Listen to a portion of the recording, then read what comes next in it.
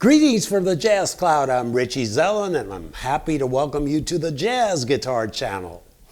If you've been keeping up with my videos, you know that a few months ago I began a series of lessons in which I first featured and analyzed 18 licks by Charlie Parker. And that was followed by 18 licks by Wes Montgomery, then 18 licks by Grant Green, and for this fourth one, I'm featuring Pat Martino, who, as most of you know, recently passed away. But fortunately, Pat's music will forever remain with us, and I'm sure will continue to inspire and influence future generations of jazz guitarists. And with that thought in mind, throughout these transcriptions, I hope to show you the essential concepts that made up his characteristic style so you too can begin applying them to your playing. For starters, I want to give you a quick taste of how some of the phrases we will be learning sound like in the context of a well-known standard. So just like I did in both the 18 licks by Wes and by Grant Green, I want you to listen to some of the Pat Martino phrases over the changes to the A section of, here we go again, Autumn Leaves.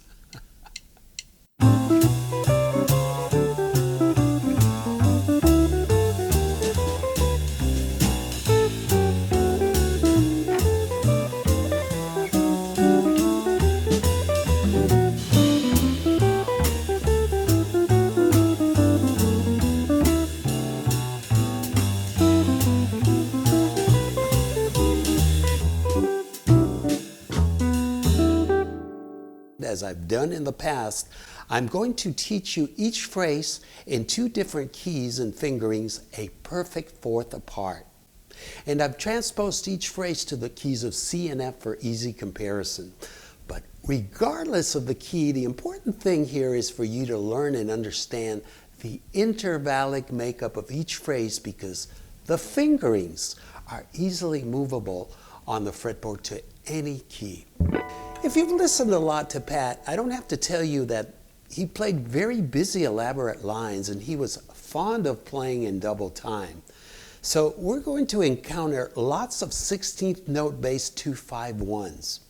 In these cases, the original tempo of the music was either slow to medium swing or maybe a bossa-like feel.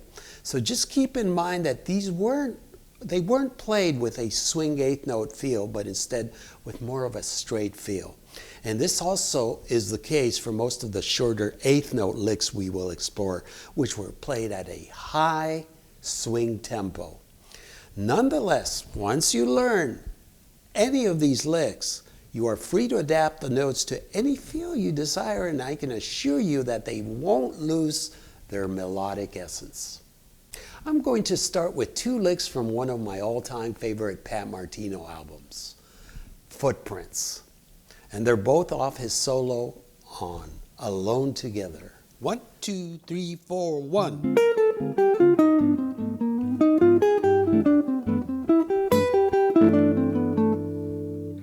Here it is in the key of F. 1, 2, 3, 4, 1.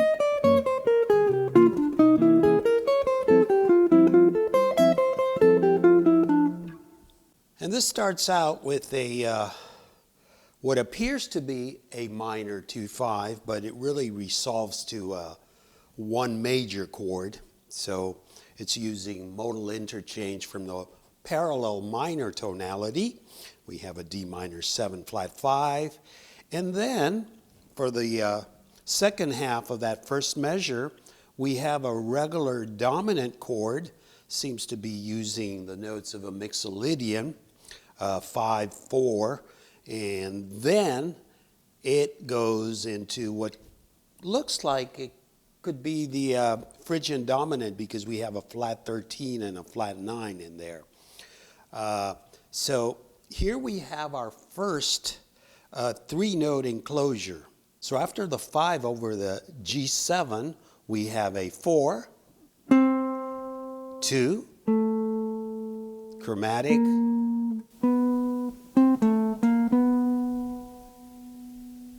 From here on, when I analyze each lick, I want you to take note of two important elements that reoccur in most Pat Martino phrases. The first one I pointed out in the 18 Licks by Charlie Parker, Wes Montgomery, and Grant Green. Number one, predominant use of arpeggios. Pat was always outlining the harmony in his lines, which, as I've always said, is a trait of every great jazz improviser. Although, unlike most of his predecessors, he was known to superimpose primarily minor modes, but he was always aware of how they related to the chord arpeggio of the moment. Number two, extensive use of chromatic lines with approach tones, especially 2- and 3-note enclosures targeting chord tones. And since this is a defining characteristic of most Martino lines, I want to give you some examples of them in advance so when we analyze his licks, you'll know just what I'm talking about. So let's take this simple C major scale up here.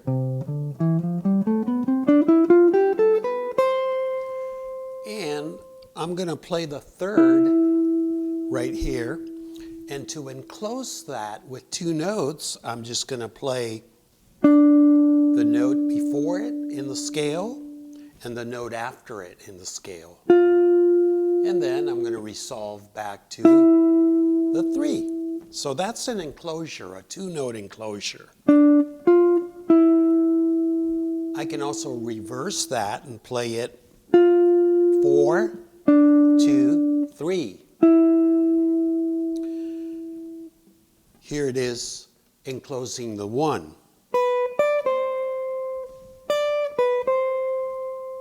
Now if I want to play a 3-note enclosure, I'm going to play 2 notes chromatically from one direction and just 1 note from the opposite direction. For example, to enclose this root here, this C, I can play,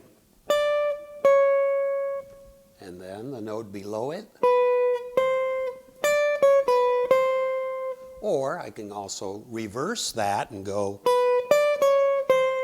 so that there is a 3-note enclosure. And these enclosures are the aspect that add tension, you know. They say that jazz is tension and release. Well, this is the part of the tension. And you hear a lot of that in Pat's playing, and in all jazz for that matter. So these are 2 reoccurring elements that I want you to notice in the phrases that follow. And this second one is also from Footprints and from Alone Together. And it goes like this. 1, 2, 3, 4.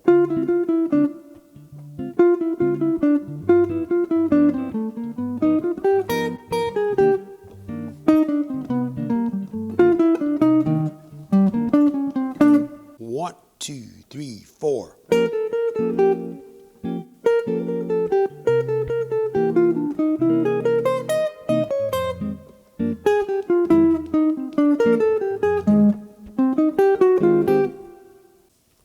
And this one starts out with a D minor 7 flat 5, and he's using the Locrian natural 2, the second measure over the 5 chord.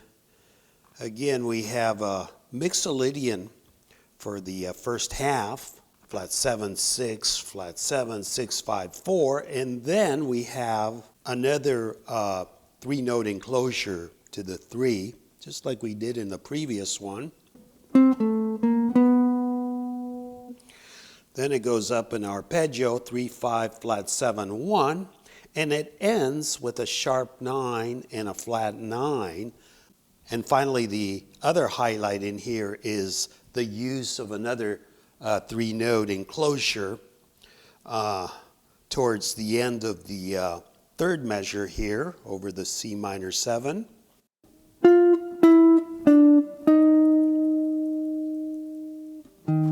Goes down the octave, and then he kind of plays a 9th arpeggio.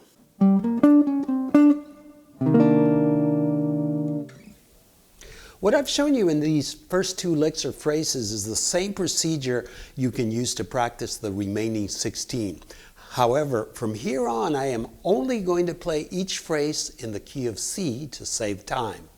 To follow along in practice, I want to encourage you to download the 13-page PDF, which contains each lick with its melodic analysis notated in 2 keys, as well as the tab displaying 2 different fingerings. The download also includes MP3s of all the licks and a band-in-a-box file with all the material in it. It also includes all the files for the transcription of the initial Autumn Leaves example. And you can even place them side by side with the 18 Charlie Parker, Wes Montgomery, and Grant Green 2/5s, which are also in C and F. And you can learn a lot about what makes a good bebop line by playing them and comparing them. And all this can be downloaded for a very small contribution. Please know that in doing so, you'll be helping support this channel, as these lessons require lots of time and effort to produce. Just visit jazzguitar.richieselland.com/premium and you'll find the 18 Bebop Licks by Pat Martino under Solo Transcriptions. This one's from Blue Bossa off of the album Exit, another great recording by Pat. Even though he's playing over a 2-5-1 minor, he seems to be thinking over the dominant and superimposing the dominant over the D minor 7 flat 5. 1, 2, 3, 4.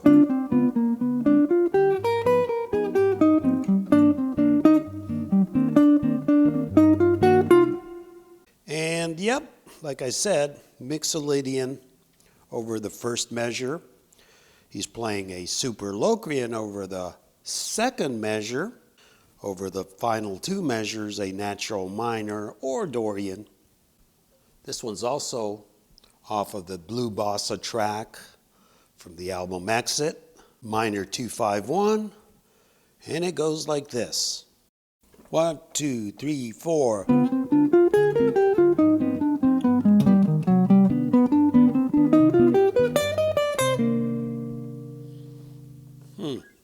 So, first measure, very straightforward, Locrian. For the second measure, he could be using the Phrygian dominant or a super Locrian. Looks like we have an enclosure here, the flat 13 and the 4 enclosing the 5. And then we have another enclosure over the C minor major 7, 2, 7, 1.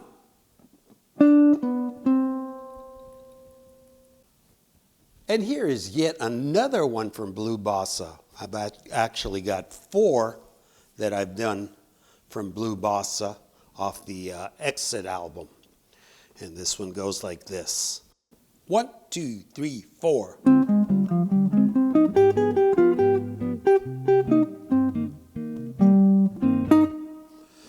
And this one, he appears to be thinking or superimposing the Aeolian mode.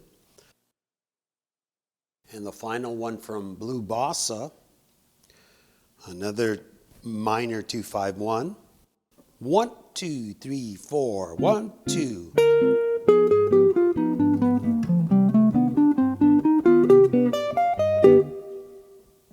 So here we have a 2-note enclosure over the C minor major 7 over the 1 chord, and it's 7, 2, 1. He likes to do a lot of enclosures to the 1 and also to the flat 3 or major 3rd, as we'll see. So this one is 7, 2, 1. And then again, on the final measure, we have a 2, 4, flat 3, which would be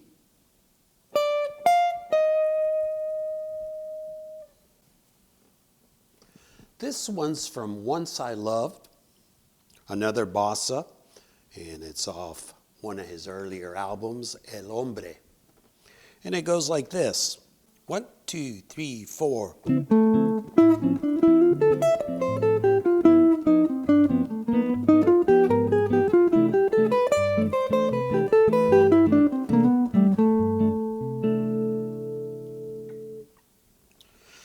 And this one has a 2-note enclosure to the 1 in the first measure. You can see 2 chromatic to 1, so that would be. And then again in the second measure over the 5 chord, he's got 2 3-note enclosures. First he's got a 6 in a chromatic from one side and a 4, finally resolving to the 5, so it's. And then right after that he's got another one, which is 4 from one side, 2 in chromatic to 3. And over the 1 chord in the first measure, he's got another, this time 2-note enclosure, 7, 9, 1 or 7, 2, 1, which he likes to do a lot. And that would be. And he ends it with an enclosure in the 4th measure to the 13th. And that's 7, 5, 13. I hope you are enjoying this lesson and, above all, learning from the analysis of these phrases. I just want to take a brief moment to add that these enclosures that I'm pointing out are just a few of the many approach concepts that make up the jazz language. In my Bebop Guitar Improv Series online courses, I do a comprehensive study of all of them and guide you through hundreds of videos as well as 6 books showing you how to apply them to create great bebop lines from a guitar perspective. For more info, please be sure to check out bebopguitar.richiezelland.com.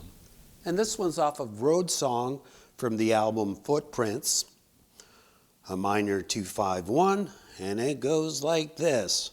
1, 2, 3, 4.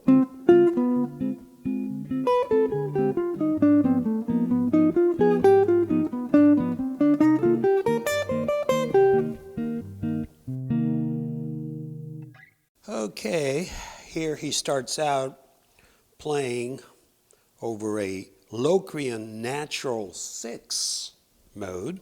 And that's the second mode of the harmonic minor. And I say that because he's using a natural 6, yet we know it's a minor 7 flat 5 because during the second half he plays the flatted 5, but he also plays the flatted 6. So he's combining the Locrian natural 6 for the first half and the regular Locrian for the second half. Interesting. Over the 5 chord, we encounter a 3-note enclosure to the 3. Like I've said, he loves to do these enclosures to 3s and 1s.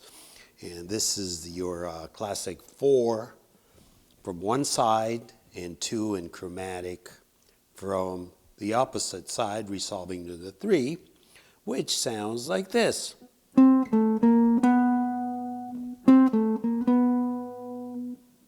And over the 1 chord, again, we encounter another 2-note enclosure, this time to the root, to the 1. So we have the flat 7 from one side and the 9 from above, resolving to the 1. So flat 7, 9, 1, or flat 7, 2, 1, however you want to look at it. And it goes like this. This one's also from Road Song off of Footprints. And this one's a major 2-5-1. And it goes like this. 1, 2, 3, 4.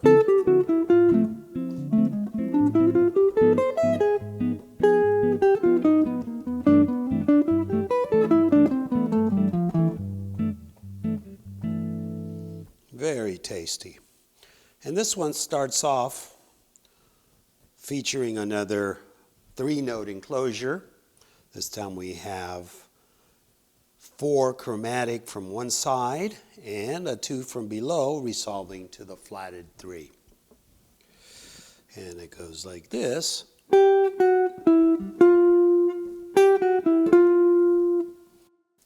Over the 1 chord, we start out with a 2-note enclosure, this time to the 1, classic 2-7-1. And shortly after that, he does another one to the 13th, 5-7-13. So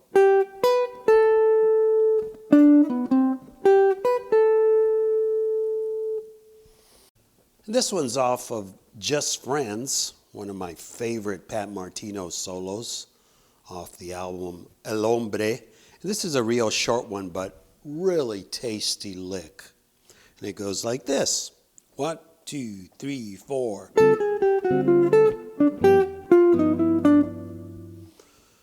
And it's just a 2-5. Over the 2 chord, it's very chromatic. Chromatic from the 5 all the way to the flatted 3. And then he plays the 5 root and goes to the 5 chord, plays the root, and then plays a 2-note enclosure to the 13. Flat 7 from above, chromatic from below, to the 13, and ends on the 5.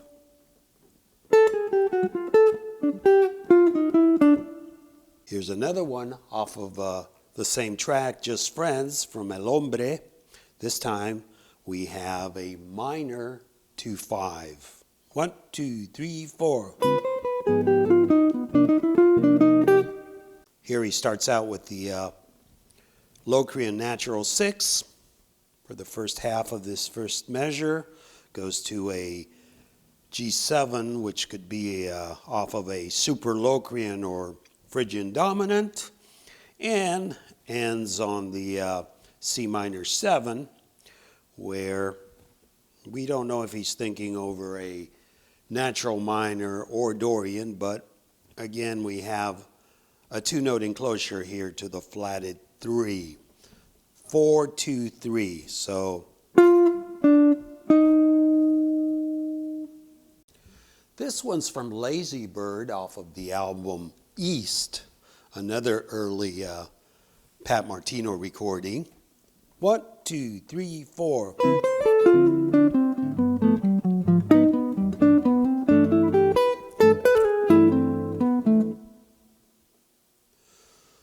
Very straightforward in the initial 2 measures. Over the 1 chord, he's again doing his favorite enclosure to the 1, 2, 7, 1.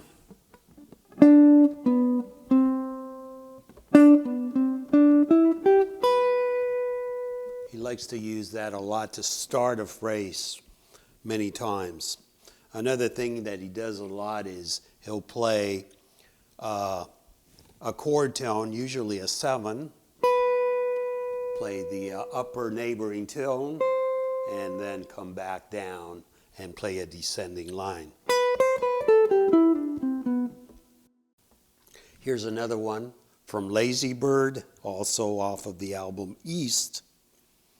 Another major 2-5-1, and it goes like this. 1, 2, 3, 4.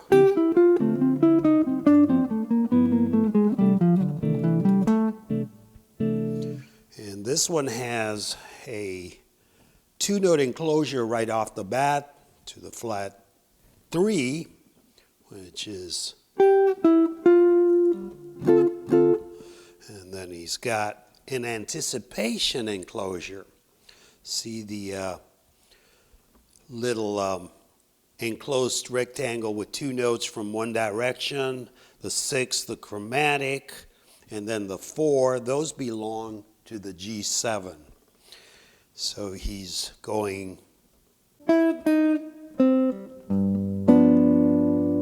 that's where it's resolving. And right after that, he begins another 3-note enclosure, this time to the 3rd of the G7. And it goes,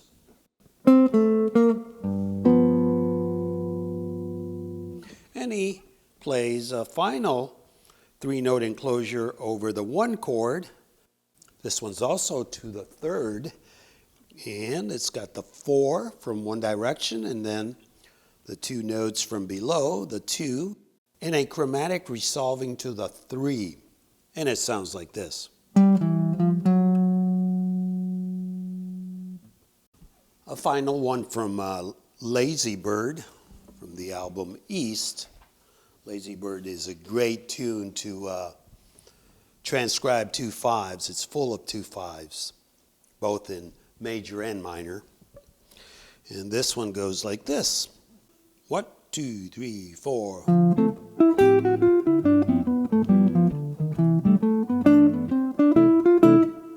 This one has a 3-note enclosure on the first measure to the flatted 3. How many of these have we seen so far? Boy, they're all over the place. That's why I said in the beginning, if you want to really cop Pat's style, you really need to understand these enclosures because they're all over the place in his phrases, especially to the 3s and to the 1s. In this lick, we have this initial one to the flat 3 here, 2 from below, and then 4 and a chromatic descending to the flat 3. So, over the 2 minor chord, and then he does a 2 7 resolving to the 1 over the C major 7 chord, and we can see that.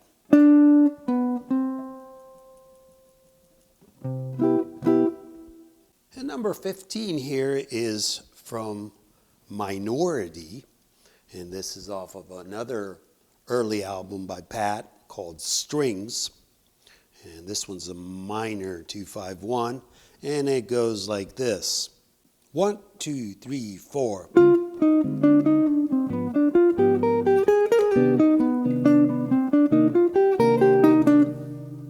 Nothing out of the ordinary in the first measure, just basic Locrian.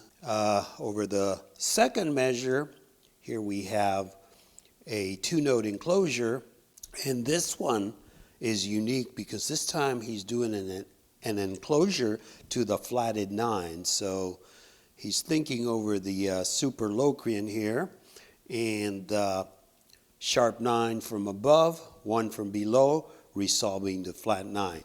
Now, when I say he's thinking super Locrian here, he's really superimposing the melodic minor half step up. So for G7, I happen to know that Pat used to think over an A flat melodic minor, which has the same notes.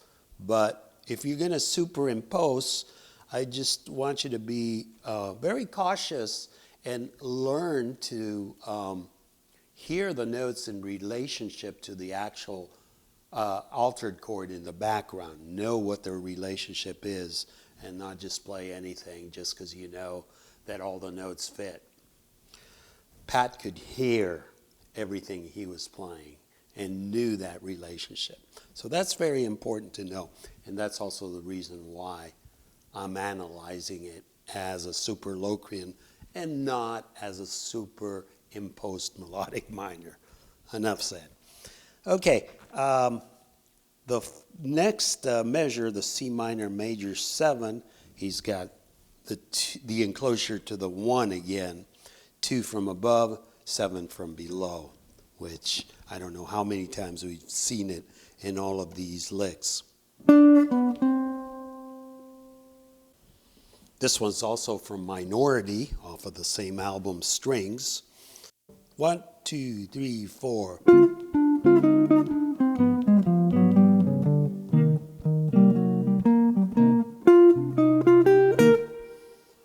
This one's tricky, especially that second measure, at least with this fingering. I would like it more up here.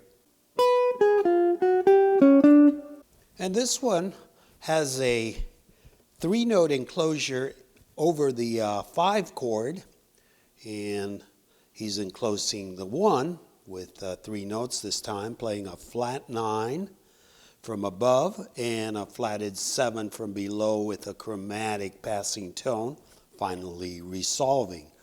And of course, that's what I was talking about. And it sounds like this.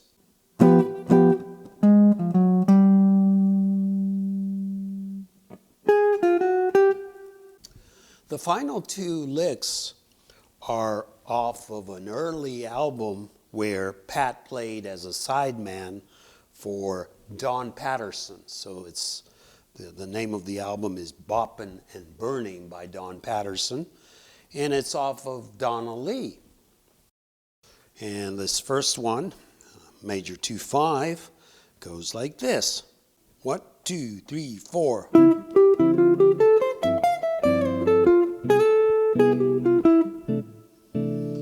So here he has an enclosure to the 3, to the flat 3 in the first measure, playing a 4 and a 9 or a 2 from below to the 3, which is, we've seen a lot of these in this study. And then, interestingly, he's playing over the 5 chord, and the notes he plays outline a G7 sus chord. He's really superimposing a D minor all throughout those 2 measures, which is something Pat did a lot. And here's our final one, also off of the Donna Lee track, and it goes like this. 1, 2, 3, 4. And this one is also full of enclosures. So we can see that he started doing this very early on in his career. Here we have an enclosure to the flatted 7, finally. I don't think we've seen any enclosures to the 7 yet. So this one's 1, 6, flat 7, 1 from above, 6 from below, to the flat 7. And then he plays another enclosure over the second half of the measure, over the altered chord, and he plays 1 from below, sharp 9 from above, and resolves to the flatted 9. And that sounds like this.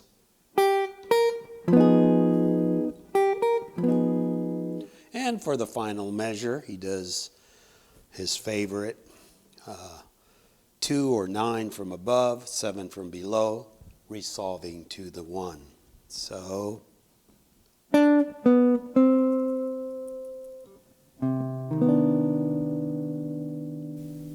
and for those of you who have stuck with me this far, I thank you and sincerely hope you have found this lesson useful and you will soon start incorporating this material into your playing.